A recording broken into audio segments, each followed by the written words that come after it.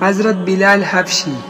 نبی کریم صلی اللہ علیہ وسلم کی دنیا سے پردہ فرمانے کے بعد حضرت بلال شام چلے گئی اور وہی بس گئی۔ ایک عرصے کے بعد خواب میں نبی پاک کی زیارت ہوئی اور فرمایا، بلال ہمیں ملنا کیوں چھوڑ دیا؟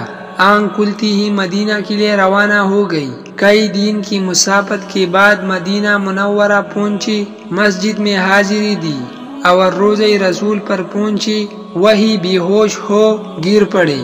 اہل مدینہ نے کہا، ایک بار وہی اذان سنا دے۔ سرکار کے زمانے والے معذرت کی کہ اب مجھ سے برداشت نہیں ہوگا۔ لوگوں نے حسنین کریمین سے کہلوایا، اب انکار ناممکن تھا۔ اذان شروع کی تو اہل مدینہ رو پڑی، دل قابو میں نہ رہی۔ پیارے آقا کا زمانہ تازہ ہو گیا، عورتیں بچے سب نکل آئی، غم سے نڈال بے قرار حج کیا بن گئے۔ جب کہا اشہد ان محمد الرسول اللہ، لوگ چیخیں مار کر رونے لگے۔ حضرت بلال کی نظر منبر رسول پر پڑے، منبر خالی تھا، سرکار نہیں تھی۔ خالی منبر دیکھ کر گر پڑے، بے ہوش ہو گئی، اذان مکمل نہ کر سکی۔ ہوش میں آئی تو اٹھی اور روتے ہوئی شام کی طرف روانہ ہو گئی۔